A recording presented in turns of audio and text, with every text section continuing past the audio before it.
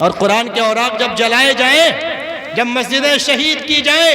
جب علماء کو شہید کیا جائے، جب مدارس کو ختم کرنے کی ناپاک سازش کی جائے، جب آیات ربانیہ کو چوراہوں پر نظر آتش کیا جائے، تو کلمہ پڑھنے والے مسلمان، نماز چھوڑنے والے مسلمان، قرآن کو طاقوں میں سجانے والے مسلمان، اپنے چہرے کو نبی کے چہرے سے الگ رکھنے والے مسلمان، جھوٹ بول کر اپنے آپ کو ترقی یافتہ کہنے والے مسلمان آسمان کی طرف دیکھتے ہیں کہ ابرہہ جو آیا تھا خانہ کعبہ کو ڈھانے کے لیے، یا اللہ آپ نے ابابیلوں کا لشکر بھیج کر کعص بن معقول کر دیا تھا، آج وہی عالم ہے، آپ کے گھر کو شہید کیا جا رہا ہے، قرآن کی آیات کو نظر آتش کیا جا رہا ہے، علماء کی داڑھی سے کھلواڑ کیا جا رہا ہے۔ یا اللہ اے مالک الملک، اے پورے جہان کے مالک، اے عزت و ذلت کے مالک، اے نفع اور نقصان کے مالک، اے مرض اور شفا کے مالک، اے غریبی اور امیری دینے والے اللہ، تیری نصرت کہاں ہے، تیری مدد کہاں ہے؟ تو شاید اگر آواز دھرتی تک مولا کی پہنچتی تو آواز یہی پہنچتی کہ اے انسان، اے میرے بندے، تو نے ساری چیزوں کو چھوڑا، اللہ کے گھر کو چھوڑ دیا اور قرآن پاک کی تلاوت سے منہ موڑ لیا۔ ربیع الاول میں لمبی لمبی کہانی سننے والے اور ربیع الاول میں سیرت مصطفیٰ کے جلسے کو منانے اور منعقد کرنے والے جب جلسے سے فارغ۔ الحمدللہ رب العالمین والصلاة والسلام على رسوله الأكرمين وعلى آله وصحبه أجمعين، أما بعد، فقد قال الله تبارك وتعالى في كتابه الحكيم: فأعوذ بالله من الشيطان الرجيم، بسم الله الرحمن الرحيم، يا أيها الذين آمنوا أطيعوا الله وأطيعوا الرسول، صدق الله العظيم۔ وقال النبي صلى الله عليه وسلم: من سن سنتي عند فساد أمتي فله أجر 100 شهيد، أو كما قال ابن عبد الله صلى الله عليه وسلم۔ اسٹیج پر رونق افروز موقر علماء کرام،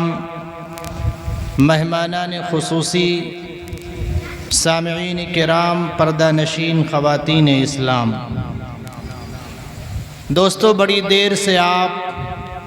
تاجدار بطحہ صلی اللہ علیہ وسلم کا ذکر مبارک سماعت فرما رہے ہیں۔ اسی کڑی کی ایک لڑی یا ایک بہت ادنا سی موتی مجھے بھی تصور کر کے آپ حضرات سماعت فرما لیں اور دعا فرمائیں کہ کچھ باتیں ہماری زبان سے ایسی اللہ نکلوا دے جو ہمارے لیے بھی مفید ہوں، آپ کے لیے بھی مفید ہوں۔ دوستو، اتنا بڑا مجمع ہے الحمدللہ، اور ربیع الاول کا بہت ہی مبارک اور محترم بالشان مہینہ چل رہا ہے۔ ربیع الاول کا جو مہینہ ہے وہ اسلامی مہینے کے اعتبار سے تیسرا مہینہ ہے، اور ربیع الاول کو ربیع الاول اس لیے کہتے ہیں کہ اس کے معنی موسم بہار اور بہت ہی خوشگوار موسم کے آتے ہیں، چونکہ اسی مہینے میں جناب محمد الرسول اللہ صلی اللہ علیہ وسلم کی ولادت باسعادت ہوئی۔ ایک اعتبار سے یہ مہینہ بہت ہی افضل کہ ہم سب کے آقا، نبیوں کے سردار جناب محمد الرسول اللہ صلی اللہ علیہ وسلم اس مہینے میں تشریف لائے۔ اور دوسرا واقعہ میرے عزیز دوستوں اور بھائیوں، جب غار ہیرا کے اندر عبداللہ کے لاڈلے عبد المطلب کے پوتے آمنہ کے لخت جگر جب دنیا و ما فیہا سے کٹ کر اور دنیا کی پریشانیوں سے الگ ہٹ کر اپنے اللہ کو یاد کرنے کے لیے غار کے اندر اکیلے بیٹھا کرتے تھے کہ ہمارے اور اللہ کے بیچ میں کوئی نہ آئے، نہ کوئی مالدار آئے، نہ کوئی غریب آئے، نہ کوئی بوڑھا آئے، نہ کوئی جوان آئے،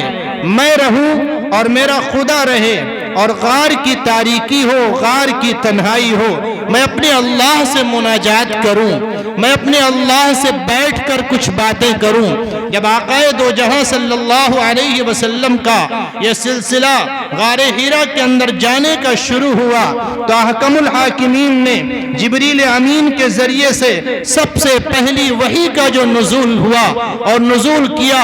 اقرأ بسم ربک الذی خلق خلق الانسان من علق، یہ آیت مبارکہ لے کر جب حضرت جبریل امین علیہ السلام غار حرا کی دھرتی پر تشریف لائے تو سب سے پہلے میرے عزیز دوستوں اور بھائیوں جس وحی کا نزول ہوا وہ یہ آیتیں ہیں، اور وہی جس مہینے میں نازل ہوئی وہ بھی ربیع الاول کا مبارک مہینہ تھا۔ تو دو طرح سے یہ ربیع الاول کا مہینہ بڑی ہی سعادت کا ہوا۔ اور تیسری بات، جب اللہ کے نبی صلی اللہ علیہ وسلم نے مکہ المکرمہ کے اندر اعلان کیا کہ میں نبی ہوں، اللہ کا بھیجا ہوا رسول ہوں، اور میری بات مانو کامیاب ہو جاؤ گے، لا الہ الا اللہ پڑھ لو، غلامی کا توق اپنے گردن میں ڈال لو، اپنی خواہش کو ذبح کر دو، اپنی تمام تر خواہشات کو ختم کر دو، جو میں کہوں وہی کرو، جہاں میں کہوں نماز پڑھنی ہے تو نماز کے لیے تیار ہو جاؤ، روزہ رکھنا ہے تو روزے کے لیے تیار ہو جاؤ، حج بیت اللہ کرنا ہے تو کچھ سوچنا نہیں ہے، حج بیت اللہ کے لیے اپنے آپ کو آمادہ کرنا ہے۔ اگر میں کہوں کہ اپنے مال کو اللہ کے راستے میں لٹانا ہے تو سارا مال اللہ کے راستے میں یہ سوچ کر لٹا دو کہ مال اللہ نے دیا ہے، جان اللہ نے دی ہے، اوقات اللہ نے دیے ہیں، ساری چیزیں جب اس نے دی ہیں اور جب وہی مجھ سے مانگ رہا ہے تو دینے میں کیا دریغ کیا جائے؟ وقت کا تقاضا ہو، وقت حاضر ہے، جان کا تقاضا ہو، جان حاضر ہے، مال کا تقاضا ہو، مال حاضر ہے۔ اسی فلسفے کو حضرت ابو بکر صدیق رضی اللہ عنہ نے بڑے قریب سے سمجھ لیا تھا۔ آقا دو جہاں نے فرمایا کہ آج سب اپنے گھر سے کچھ نہ کچھ لے کر آئیں گے اللہ کے راستے میں خرچ کرنے کے لیے۔ حضرت عمر کے دل کے اندر رضی اللہ عنہ لڈو پھوٹ رہے ہیں کہ آج تو میں صدیق اکبر سے آگے بڑھ جاؤں گا، اس لیے کہ ہمارے پاس ان سے زیادہ مال ہے، ہم کو اللہ نے ان سے زیادہ مال دیا ہے۔ آج میں سارا مال اکٹھا کروں گا اور آدھا آدھا کر کے آدھا نبی اکرم صلی اللہ علیہ وسلم کی خدمت مبارکہ میں لاؤں گا اور قدم رسول پر نچھاور کر دوں گا۔ اور آج ہمارے جو دوست حضرت صدیق اکبر رضی اللہ عنہ ہیں، ان کے پاس تو اتنا مال نہیں ہے، ان کے دل میں یہ بات چل رہی ہے، اور وہ غلام مصطفیٰ، وہ یار غار حضرت صدیق اکبر رضی اللہ عنہ گلاس کو آقا دیکھیں، صدیق اکبر سمجھ جائے کہ میرے محبوب پیاسے ہیں، بستر کو اگر آقا محبت بھری نگاہ سے دیکھیں تو صدیق اکبر سمجھ جائیں کہ میرے محبوب صلی اللہ علیہ وسلم کو آرام کی ضرورت ہے۔ ہجرت کے سفر میں جب اللہ کے نبی صلی اللہ علیہ وسلم نے فرمایا کہ ابو بکر مکہ المکرمہ کو چھوڑ کر چلے جانا ہے، اور پتہ نہیں دن میں بلاوا آ جائے یا رات میں اللہ کا پیغام آ جائے، کچھ ٹھیک نہیں ہے، اور میں تم کو اپنے ساتھ لے کر چلوں گا۔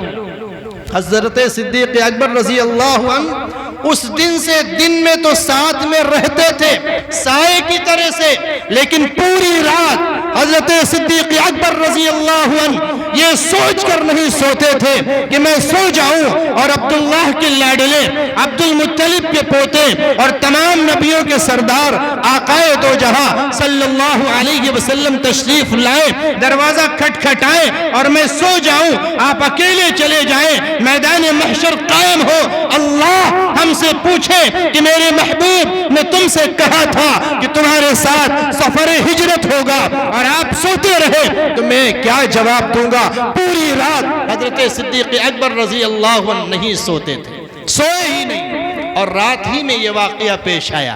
جب آقائے دو جہاں نے اپنے دست مبارک سے ابو بکر صدیق رضی اللہ عنہ کے دروازے کی کنڈی کھٹکھٹائی تو انہوں نے کہا لبیک یا رسول اللہ صلی اللہ علیہ وسلم، اے میرے رسول صلی اللہ علیہ وسلم، فدا ہو ابی و امی، میرے ماں باپ آپ پر قربان ہو، میں حاضر ہوں، میں آپ کے ساتھ چلنے کے لیے تیار ہوں، میرا مال آپ کے لیے ہے، میری جان آپ کے لیے ہے، میری ساری جائیداد آپ کے قدموں پر نچھاور ہے، سارا اوقات آپ کے لیے ہے، میرا تو کچھ نہیں ہے۔ راستے میں بہت دیر کے بعد جب آقائے دو جہاں نے کہا کہ صدیق اکبر تمہیں کیسے پتا چلا کہ میں نے کنڈی کھٹکھٹائی تھی، میں نے تو آواز بھی نہیں دیا تھا، میں تو کچھ بولا بھی نہیں تھا، انہوں نے کہا یا رسول اللہ صلی اللہ علیہ وسلم، آپ کے کھانے کا انداز جدا ہے، آپ کے پینے کا انداز جدا ہے، آپ کے بات کرنے کے جو انداز ہیں وہ نرالے ہیں، آپ کے چلنے کے جو انداز ہیں وہ متوالے ہیں، آپ کی پوری چیزیں الگ ہیں، آپ دیکھتے ہیں تو زمین کے اندر تک دیکھ جائیں، آپ کی نگاہ اٹھے تو عرش اعظم تک آپ دیکھ جائیں، آپ کے کنڈی کھٹکھٹانے کا جو انداز تھا یا رسول اللہ صلی اللہ علیہ وسلم وہ بڑا منفرد تھا، وہ بڑا الگ تھا۔ میں سمجھ گیا کہ پورے مکہ المکرمہ کے اندر اتنی محبت کے ساتھ اور اتنی عبرت اور اتنی نورانیت اور اتنی حدت اور محبت کے ساتھ آقائے دو جہاں صلی اللہ علیہ وسلم کے علاوہ صدیق اکبر کے در و دولت پر کوئی دوسرا اس طرح سے کنڈی نہیں کھٹکھٹا سکتا ہے۔ میں سمجھ گیا تھا یہ تو آپ ہی ہیں، آپ کے علاوہ کوئی نہیں ہے۔ تو میرے عزیز دوستوں اور بھائیوں، حضرت عمر فاروق رضی اللہ عنہ آدھا مال لا کر آقائے دو جہاں کی خدمت مبارکہ میں پیش کر رہے ہیں، خوش ہیں کہ دیکھتے ہیں آج یار غار حضرت صدیق اکبر رضی اللہ عنہ کتنا مال لے کر آتے ہیں، شاید آج میں ان سے نیکی میں بڑھ جاؤں۔ اور آج کل مسلمان کیا کرتا ہے کہ اگر ہمارے کسی غریب نے کچھ ہمت کر کے پیسے جٹا کے 10 فٹ پر اپنی سلیب لگائی تو ہماری کوشش یہ ہوگی کہ 12 فٹ پر سلیب لگا کر ہوا آنے کا جو راستہ ہے اس کو بند کر دیا جائے۔ ہم بہت بڑے حاجی ہیں، ہم نماز اگلی صف میں پڑھتے ہیں، ہم منبر رسول پر بیٹھ کر بڑی لمبی لمبی تقریریں کرتے ہیں میرے عزیز دوستوں اور بھائیوں، لیکن جب بات آتی ہے کسی پڑوسی کی، جب بات آتی ہے کسی خاندان میں کسی انسان کی تو ہم 0 نمبر لاتے ہیں، ہمارے پاس 0 نمبر ہوتا ہے اور ہمارا معیار گر چکا ہوتا ہے۔ ارے صاحب، ایک صاحب بڑی دیر تک وضو کرتے رہے، ان سے پوچھا گیا کہ حضرت آپ بڑی دیر تک وضو فرماتے رہے، آخر وجہ کیا ہے؟ وضو میں جو فرائض ہیں وہ 4 ہیں، آپ کتنی دیر سے وضو کر رہے ہیں؟ کہا بات دراصل یہ ہے مولانا کہ میں نے وضو کو اس لیے طول دیا، میں نے وضو کو اس لیے لمبا کیا کہ صف میں نے دیکھا کہ عبد الرحمن صاحب جو کھڑے ہیں ان سے ہماری 3 سال سے بول چال نہیں ہے، وضو کر کے اگر جلدی ہم جائیں گے تو عبد الرحمن بھائی کے بغل میں کھڑے ہو جائیں گے، جب وہ سجدہ کریں گے تو ہو سکتا ہے ان کی کوہنی ہماری کوہنی سے ٹچ ہو جائے، جب ہم رکوع کریں گے تو ہو سکتا ہے ہمارا ہاتھ ان کے ہاتھ سے ٹچ ہو جائے۔ ہمارا یہ جو ایمان ہے کمزور سا، پھسپھسا سا، بہت ہی کمزور سا، اس نے گوارا نہ کیا کہ ہم اپنے بھائی کے بغل میں کھڑے ہو کر اللہ کے سامنے سجدہ ریز ہوں اور رکوع کریں، ہمارے ضمیر نے گوارا نہیں کیا، اس لیے مولانا میں نے اپنے وضو کو لمبا کر دی۔ یہ مسلمان اور قرآن کے اوراق جب جلائے جائیں، جب مسجدیں شہید کی جائیں، جب علماء کو شہید کیا جائے، جب مدارس کو ختم کرنے کی ناپاک سازش کی جائے، جب آیات ربانیہ کو چوراہوں پر نظر آتش کیا جائے تو کلمہ پڑھنے والے مسلمان، نماز چھوڑنے والے مسلمان، قرآن کو طاقوں میں سجانے والے مسلمان، اپنے چہرے کو نبی کے چہرے سے الگ رکھنے والے مسلمان، جھوٹ بول کر اپنے آپ کو ترقی یافتہ کہنے والے مسلمان آسمان کی طرف دیکھتے ہیں کہ ابرہا جو آیا تھا خانہ کعبہ کو ڈھانے کے لیے، یا اللہ آپ نے ابابیلوں کا لشکر بھیج کر گھاس پن معقول کر دیا تھا، آج وہی عالم ہے، آپ کے گھر کو شہید کیا جا رہا ہے، قرآن کی آیات کو نظر آتش کیا جا رہا ہے، علماء کی داڑھی سے کھلواڑ کیا جا رہا ہے۔ یا اللہ اے مالک الملک، اے پورے جہان کے مالک، اے عزت و ذلت کے مالک، اے نفع اور نقصان کے مالک، اے مرض اور شفا کے مالک، اے غریبی اور امیری دینے والے اللہ، تیری نصرت کہاں ہے، تیری مدد کہاں ہے؟ تو شاید اگر آواز دھرتی تک مولا کی پہنچتی تو آواز یہی پہنچتی کہ اے انسان، اے میرے بندے، تو نے ساری چیزوں کو چھوڑا، اللہ کے گھر کو چھوڑ دیا اور قرآن پاک کی تلاوت سے منہ موڑ لیا۔ ربیع الاول میں لمبی لمبی کہانی سننے والے اور ربیع الاول میں سیرت مصطفیٰ کے جلسے کو منانے اور منعقد کرنے والے جب جلسے سے فارغ ہو کر گھر جاتے ہیں تو فجر کی نماز ان کی بھی خطرے میں پڑ جاتی ہے۔ ارے صاحب 2 بجے تک بیان سنا، آپ کیا فجر کی نماز پڑھی جائے؟ تو حضرت عمر فاروق رضی اللہ عنہ بیٹھے ہیں کہ دیکھتے ہیں حضرت صدیق اکبر رضی اللہ عنہ کیا لے کر آتے ہیں۔ وہ لائے گٹھری زمین پر رکھی، یا رسول اللہ صلی اللہ علیہ وسلم، میں بھی گھر سے کچھ لے کر آیا ہوں۔ آقائے دو جہاں نے عمر سے پوچھا،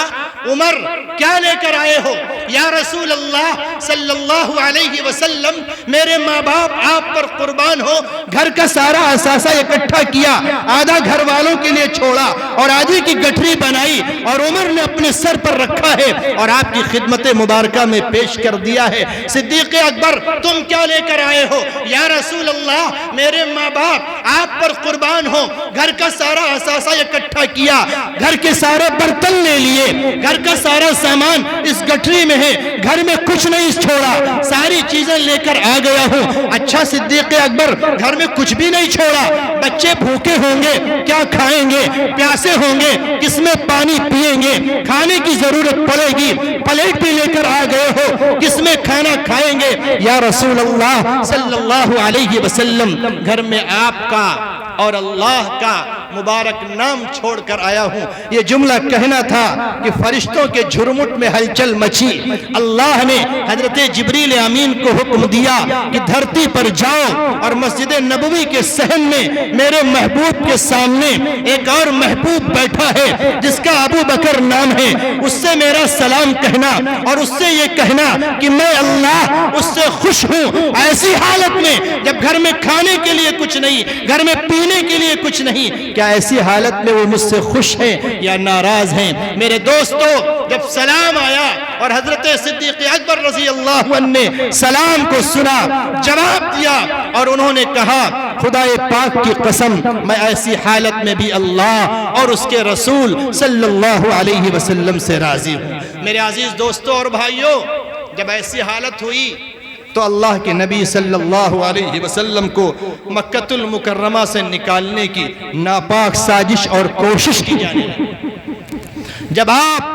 مکہ المکرمہ کو چھوڑ کر مدینہ المنورہ کی طرف ہجرت کر رہے ہیں تو علماء نے لکھا ہے کہ وہ بھی ربیع الاول کا مبارک مہینہ تھا۔ اور آخر میں میرے عزیز دوستوں اور بھائیوں، اللہ کے نبی صلی اللہ علیہ وسلم جب اس دار فانی سے رخصت ہو رہے ہیں، وہ بھی ربیع الاول کا پاکیزہ مہینہ ہے۔ ہم یہ سمجھتے ہیں کہ اس مہینے میں خرافات کی جائیں، بدعات کی جائیں، جلسے جلوس کیے جائیں اور واویلا کیا جائے، میلے ٹھیلے میں اپنے آپ کو لگایا جائے۔ میرے عزیز دوستوں اور بھائیوں، یہ کام کرنے کے نہیں ہیں، بلکہ یتیموں کے سر پر ہاتھ پھیرا جائے، بیواؤں کے گھر کھانا بھیجا جائے، کسی غریب کو پیسے دیے جائیں اور درود پاک کی کثرت کی جائے، قرآن پاک کی تلاوت کی جائے، ارادہ کیا جائے کہ یا اللہ اس ربیع الاول کی تاریخ سے ہم اپنے چہرے پر داڑھی رکھیں گے، اس ربیع الاول کی تاریخ سے ہم نماز کی پابندی کریں گے، اس ربیع الاول کے مہینے سے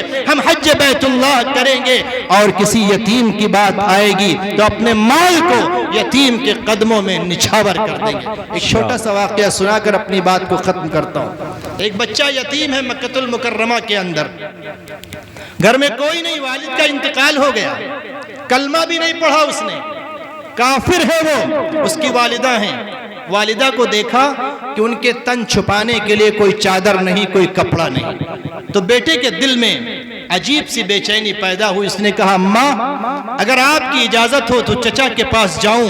وہ مالدار ہیں، ان کے پاس پیسے ہیں، ہمارے والد نہایت غریب تھے، اللہ کے پیارے ہو گئے، ہمارے چچا موجود ہیں، اگر آپ کی اجازت ہو تو میں جاؤں، چادر مانگ لاؤں یا کوئی کپڑے کا ٹکڑا لے کر آ جاؤں اور آپ اپنے تن پہ اس کو ڈال لیں، آپ کا یہ جو جسم برہنہ ہے، ننگا ہے، یہ ڈھک جائے۔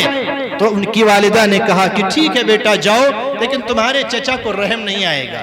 وہ بہت پتھر دل ہے، اس کا دل بہت ہی پتھر جیسا ہے، وہ دینے والا نہیں ہے۔ کہا اماں جانے میں کیا حرج ہے؟ قصہ مختصر، وہ چچا کے پاس بیٹا یتیم گیا، انہوں نے ان سے کہا کہ چچا آپ ہم کو کوئی چادر دے دیجئے، انہوں نے ڈانٹ کر مار کر بھگا دیا، یہ روتا ہوا آ رہا تھا، راستے میں کسی نے کہا بیٹا کیوں رو رہے ہو؟ اس نے پوری بات بتلائی، اس نے کہا تم چلے جاؤ مکہ المکرمہ میں، اس چھاؤں مکہ المکرمہ کی چھاؤں میں ایک ہستی بیٹھی ہے جس کا نام محمد صلی اللہ علیہ وسلم ہے، ان کے در دولت پر جب کوئی جاتا ہے خالی ہاتھ واپس نہیں آتا، جب کوئی سوالی جاتا ہے تو دامن بھر کر واپس ہوتا ہے، جب کوئی سائل جاتا ہے اپنی بات رکھتا ہے تو آقا دو جہاں اسے خالی نہیں بھیجتے ہیں۔ تو اس نے سوچا کہ بات تو ٹھیک ہے لیکن اماں سے اجازت لے لیا جائے پھر جائے جائے۔ آج کل اگر پیسے ہمارے پاس ہیں تو اب اماں کی کیا ضرورت ہے؟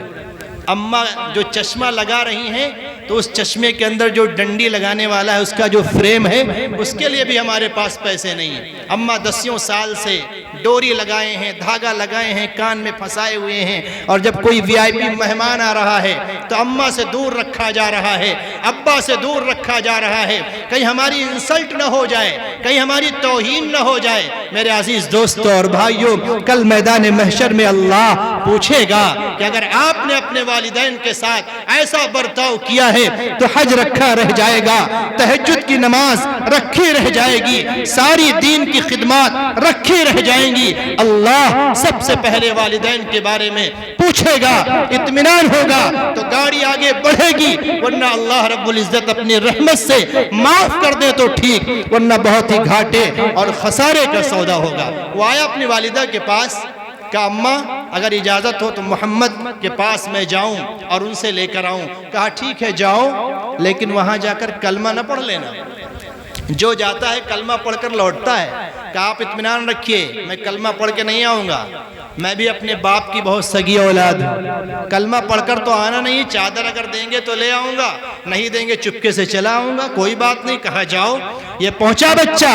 نبی اکرم صلی اللہ علیہ وسلم بیٹھے تھے، بچہ کونے میں کھڑا ہے، آقا دو جہاں نے جب دیکھا تو بچے کو بلایا، بیٹا کیا بات ہے؟ پوری بات بتلائی۔ آقا دو جہاں نے اپنی کملی جو آپ کے دستے مبارک آپ کے جسم اطہر پر تھی اس کو اتارا، چادر کو آپ نے اتار کر بچے کے حوالے کیا، کہا جاؤ بیٹا اپنے ماں کے تن کو چھپاؤ اور یہاں سے جاؤ، جلدی جاؤ اور اس چادر کو لے کر جاؤ، یہ چادر تمہارے لیے ہے۔ وہ خوشی کے ساتھ آیا اور اماں سے کہا اماں کلمہ نہیں پڑھوایا، قرآن پاک کی آیات نہیں پڑھوائی، حج بیت اللہ کے مسائل نہیں بتائے، روزہ اور نماز کی تلقین نہیں کی، میں پہنچا ان سے بات کی، کچھ نہیں پوچھا کس کے بیٹے ہو، تمہارے دادا کا کیا نام ہے، کچھ نہیں، اپنے جسم اطہر سے چادر کو اتارا اور ہمارے حوالے کر دیا، آپ لیجئے اپنے تن کو چھپائیے۔ انہوں نے چادر کو لیا اور سینے سے لگایا،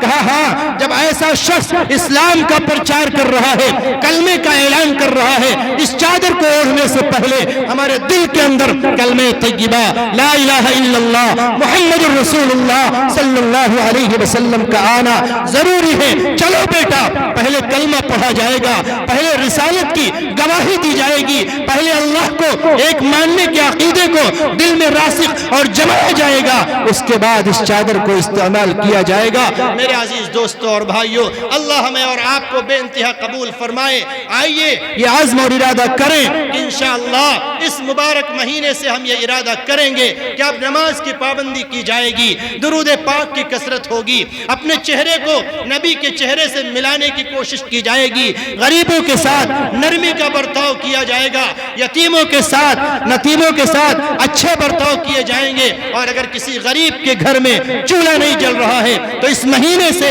ہم یہ عزم اور ارادہ موت تک کرتے ہیں انشاءاللہ کہ اپنی جانکاری اور علم کے مطابق کسی غریب غریب کے گھر چولہا کبھی ٹھنڈا نہیں ہونے دیں گے، اپنے مال کو لٹا دیں گے۔ اللہ ہمیں اور آپ کو کہنے سے زیادہ عمل کی دولت سے نواز دے۔ میں نے قرآن پاک کی آیت پڑھی تھی، اے ایمان والو اللہ اور اس کے رسول کی اطاعت کرو، اسی میں کامیابی ہے۔ اس کے علاوہ اگر کوئی دوسرا عمل آپ کر رہے ہیں تو وہاں 100% ناکامی ہے۔ اللہ ہمیں اور آپ کو اپنی اطاعت اور نبی اکرم صلی اللہ علیہ وسلم کے اسوہ حسنہ پر چلنے کی توفیق سے نواز دے۔ وآخر دعوانا ان الحمدللہ۔